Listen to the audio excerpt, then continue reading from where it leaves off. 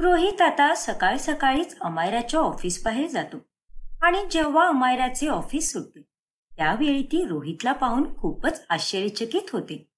अरे रोहित बेबी, तू एवढ्या सकाळी 4 वाजता इथे काय करतोयस? ऑब्व्हियसली अमायरा, तुला भेटायला आलोय मी इथे. अरे पण मला भेटण्यासाठी तू तुझी झोपमोड का केलीस? आणि आता थोड्याच वेळामध्ये तुझी शिफ्ट पण चालू होऊन जाईल. अगं अमायरा, मला तुझ्याशी काही महत्वाचं बोलायचं आहे. काय महत्वाचं बोलायचंय? अगं आपल्या दोघांचं तर घरामध्ये नीटपैकी बोलणं पण नाही होत.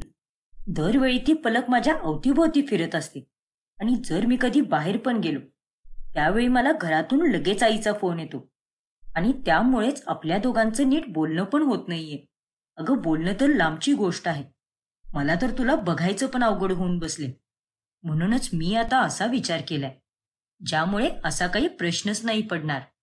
अरे वा, पण असा काय विचार केलायस तू? हे बघ अमायरा, असं पण तू घरी एकटीच राहतेस, मग त्यापेक्षा तू माझ्या घरी राहा ना, ते पण पेइंग गेस्ट म्हणून. काय? हो बेबी, त्यानिमित्त आपण एकाच घरात राहू. थोड्या वेळासाठी का होईना, पण एकमेकांच्या नजरेसमोर तर राहू ना. आणि आपल्याला लपून छपून भेटता पण येईल. अरे पण तुझ्या घरच्यांना आपल्यावरती डाऊट येईल ना. अगं आपण लपून छपून भेटू ना, आणि आपण सगळ्यांसमोर असं नाटक करू जसे की आपण एकमेकांना ओळखतच नाही आणि आता आपण पहिल्यांदाच भेटतोय. आणि तसं पण पलक आणि आईला माहीत नाहीये की आपण दोघं एकाच कंपनीमध्ये काम करतोय. आता तूच सांग, कसा वाटला माझा प्लॅन? एकदम मस्त प्लॅन आहे तुझा.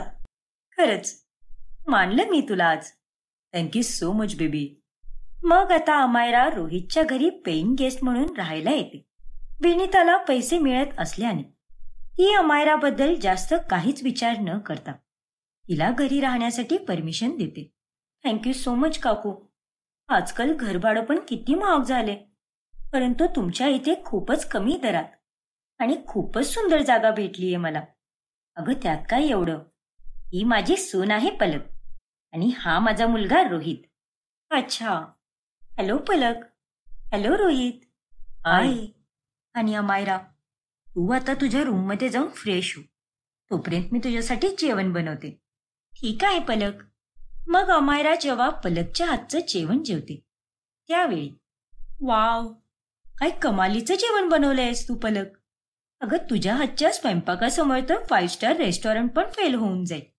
खरंच खूपच मस्त बनलंय जेवण. Thank you so much Amayra. बघितलं ना आई, अमायराने माझं किती कौतुक केलं. आणि एक तुम्ही आहात जी रोज माझ्या खाण्यामध्ये काही ना काहीतरी चुका काढत असता. हो मग, जे चुकीचं आहे तिथं तर मी बोलणारच ना, आणि तेव्हाच सुधारशील तू. आणि हो अमायरा, तुम्हाला जर कोणत्या गोष्टीची गरज पडली तर मला बिनधास्तपणे सांग. कुठले हेजिटेशन नको ठेवूस. नाही नाही, आत्तासाठी तर मला काहीच नकोय, आणि जर तसं काही वाटलं तर मी नक्की सांगेल. Thank you. You are most welcome. मग संध्याकाळी जेव्हा विनीता आणि पलक दोघी बाजारात गेलेल्या असतात, नेमकं त्याच वेळी रोहित ऑफिसमधून येतो आणि तो अमायरासोबत वेळ घालवायला लागतो. बरं झालं तू आलास बेबी. मी कधीपासून तुझी वाट बघतीये. आणि तुला माहितीये का, तुझी आई आणि बायको कधीच्या बाहेर गेलेत. अगं काय सांगतीयस काय तू? थांब, आत्ता मी आईला फोन करतो आणि सांगतो की माझ्यासाठी रबडी घेऊन ये. रबडी आणायला त्यांना 20 ते 25 मिनिटं लाईनमध्येच थांबावं लागेल आणि त्यानिमित्त आपल्या दोघांना अजून टाइम भेटेल. हो ना यार, लवकर सांग त्यांना. मग रोहित विनीताला कॉल करून रबडी आणायला सांगतो आणि ती दोघे रोमॅन्स करायला लागतात. पण थोड्याच वेळात अचानक घराची बेल वाजते. अरे बापरे, आता कोण आलं असेल? आई आणि पलक तर मिष्टान भंडारमध्ये रबडी आणण्यातच बिझी असतील, त्यामुळे त्या दोघी तर नक्कीच नसणार. तू थांब, मी बघतो. मग रोहित जेव्हा दरवाजा उघडतो त्यावेळी तेथे पलक आणि विनीताच असतात आणि त्या दोघांना समोर पाहून रोहित आणि अमायरा खूपच घाबरतात. आई, पलक, अगं तुम्ही दोघी एवढ्या लवकर कश काय आला? मी तुम्हाला रबडी आणायला सांगितलं होतं ना. अरे हो बाबा, ते मिष्टान भंडारच बंद होतं, म्हणून तुझी रबडी आम्ही दुसऱ्या दुकानातून आणलीये. काय, त्या दुकानाला पण आजच बंद ठेवायचं होतं का? काय बोलला तू? मला असं म्हणायचे की आज त्याला दुकान बंद करायची काय गरज होती? असं तर त्याचं दुकान रोजच चालू असतं ना. अरे कारण त्याच्या घरी कोणाचं तरी लग्न आहे ना, म्हणून ते सगळेजण गावी गेलेत. अगं मग दुकानावर कोणत्या तरी दुसऱ्या माणसाला ठेवलं असतं तरी चाललं असतं. काय माणूस आहे तो? अरे पण तुला काय एवढी पंचायत पडलीय? त्याचं दुकान ते बंद ठेवायचं तर बंद ठेवू दे ना त्याला. अगं हो बाई, दे आता जे आणलीयस ते. अगं अमायरा, तू पण ये आमच्या सोबत. तू पण खा ही रबडी. अहो नाही काकू, मी हे सगळे नाही खात. मी डायटिंगवर आहे ना, त्यामुळे हे सगळं मला नाही चालत. अगं कसली डायटिंग? आग लागू दे तुझ्या त्या डायटिंगला. पहिल्याच त्या चपातीसारखी चपटी आहेस. आता काय तुला मिस्टर इंडिया व्हायचं आहे का? अहो नाही काकू, तसं काहीच नाहीये. अगं काय तू पण अमायरा, एकदा खाल्ल्याने काय होणार आहे तुझ्या डाएटला? हे बघ ऐक, उद्या सकाळी आपण दोघी पण मॉर्निंग वॉकला जाऊ. वॉक केल्याने तुझ्या कॅलरीज पण बर्न होऊन जातील आणि मग त्यानंतर तू आरामात झोपू पण शकते. अगं पण पलक. अमायरा, मी बोलले ना तुला, जाऊ आपण दोघी उद्या. हो अमायरा. अगं खाऊन घे ना थोडं. थोडंसं खाल्ल्याने काय होणार आहे? अच्छा ठीक आहे, खाईल मी पण रबडी. मग अमायरा त्या सगळ्यांबरोबर रबडी खाते. आणि मग दुसऱ्या दिवशी सकाळी रोहित पण लवकर उठतो आणि तो अमायराकडे जातो. चल अमायरा, आज आपण दोघं एकत्र फिरायला जाऊ. अरे पण रोहित, मी तर आज पलक बरोबर वॉकला चाललीये ना. अगं तू काय त्या पलकचं घेऊन बसलीयस? जाऊ दे तिला. तू चल माझ्यासोबत आणि तिला सांगून दे की तू तिला उठवण्याचा खूप प्रयत्न केलास, पण ती उठलीच नाही, म्हणून तू माझ्याबरोबर फिरायला आलीस. ठीक आहे बेबी, मी फक्त 5 मिनिटात तयार होऊन येते.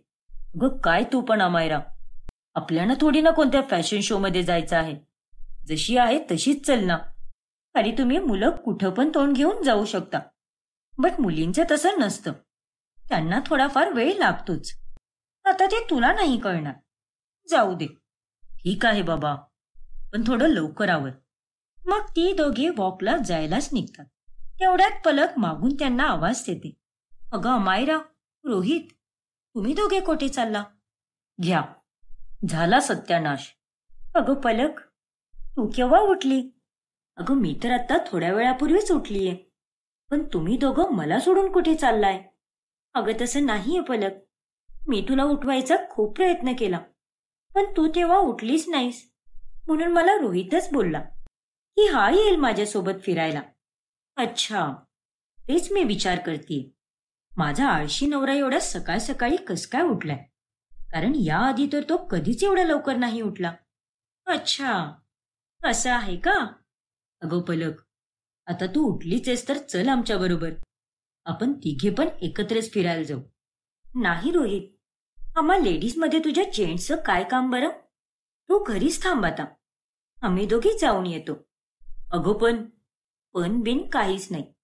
चल अमायरा. मग पलक अमायराला तिच्या बरोबर घेऊन जाते आणि त्यावेळी बिचाऱ्या रोहितचं तोंड अगदी पडूनच जातं.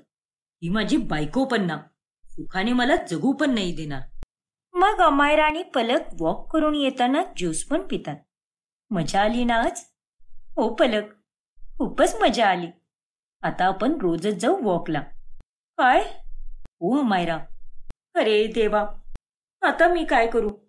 ही रोहितची बायको पण ना एका च्विंगम सारखी चिपकत चालली आहे मला.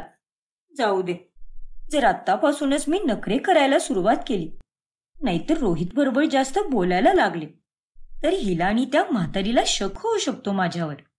आणि या घरामध्ये राहण्यासाठी मला या बावळट पलक बरोबर चांगले संबंध बनवावेच लागतील. पुढे एके दिवशी जेव्हा अमायरा घरामध्ये छोटे कपडे घालून फिरत असते, त्यावेळी वाव पलक, तुझा हा ड्रेस किती सुंदर आहे आणि तुला खूपच छान दिसतोय. थँक्यू अमायरा. अगं तिचा ड्रेस तर चांगलाच आहे, पण तुझ्या ड्रेसचं काय? ही एवढीशी चड्डी घालून का फिरतीयस तू? काही लाज बीज वाटते की नाही तुला? माझा मुलगा आता ऑफिसवरून येतच असेल आणि आम्ही संस्कारी लोक आहोत. आमच्या घरात असले अभद्र कपडे नाही घालत कोणी. पटकन जाऊन बदलून ये हे कपडे. पण तेवढ्यातच रोहित ऑफिसमधून घरी येतो आणि तो हे सगळं पाहतो. अगं जाऊ दे ना आई, एवढं कशाला बोलतीयस तू? आता तिला त्या कपड्यांमध्ये सुरक्षित आणि चांगलं वाटत असेल म्हणूनच घातले असतील ना तिने ते कपडे. हो, पण हे घर माझं आहे आणि तू तिच्या बाजूने नको बोलूस. आणि तुझं तोंड दुसऱ्या दिशेला करून गपचूप आपल्या रूम मध्ये निघून जा, ते पण आत्ताच्या आत्ता. ठीक आहे आई, जातो मी. मग रोहित त्याच्या रूम मध्ये निघून जातो. माफ करा काकू, पण मला हे कपडे खूपच आवडतात आणि म्हणून मी हे घालणं बंद नाही करू शकत. अगं मग घालायचंच असेल तर तू तुझ्या रूम मध्ये घालून बस ना. हे काही तुझं घर नाहीये, भाड्याच्या घरात राहतेस तू आणि तुझी शिफ्ट तर रात्रीची असते. मग दिवसभर तू तुझ्या रूम मध्येच राहा ना. ज्यावेळी जेवण तयार होईल त्यावेळी आम्ही तुला बोलवून घेऊ, पण दिवसभर असं घरामध्ये फिरत नको बसू. हे आमचं घर आहे, उगाच स्वतःचं घर असल्याप्रमाणे कशी पण नको वागूस. अहो आई, हे काय बोलताय तुम्ही? प्लीज असं नका ना बोलू. आता अमायरा आल्यामुळे मला कोणतरी बोलायला भेटले. माझा खूप चांगला वेळ जातो तिच्यासोबत आणि ती दिवसभर तिच्या रूममध्येच राहिली तर तिला किती कोंडल्यासारखं वाटेल. प्लीज आई, तिच्यासोबत असं नका ना करू. अरे देवा, जर या म्हातारीने मला रूममध्येच राहायला सांगितलं तर मी रोहितला बघू पण नाही शकणार. मग भेटायची तर लांबचीच गोष्ट आहे. नाही नाही, काही पण करून मला हिला मनवावंच लागेल. अहो काकू, जर तुम्ही एवढं म्हणताय तर मी हे छोटे कपडे घरात नाही घालून फिरणार आणि घालायचंच असेल तर माझ्या रूममध्येच घालून बसेल. परंतु प्लीज काकू, मला घरामध्ये फिरण्यासाठी थांबवू नका ना. तुमच्याबरोबर बोलून मला खूप छान वाटतं. आपलीच माणसं वाटता तुम्ही. आणि पलक तर माझी एक चांगली मैत्रीण झालीये. आणि खरं सांगू का काकू, लहानपणापासूनच मी एकटी राहिलेली आहे आणि या जगामध्ये माझं कोणीच नाहीये. त्यामुळे माझ्यासोबत असं नका करू काकू. अगं हो ना तयार म्हातारे, किती भाव खातीयेस, नालायक कुठली. बर बर ठीक आहे, काही प्रॉब्लेम नाही. पण एक गोष्ट लक्षात राहू दे की तुला या घरात कसं राहायचं आहे आणि हे सगळं मी माझ्या सुनेच्या सांगण्यावरून करतीये. हो काकू, मी नक्की लक्षात ठेवेल. आणि थँक्यू सो मच काकू.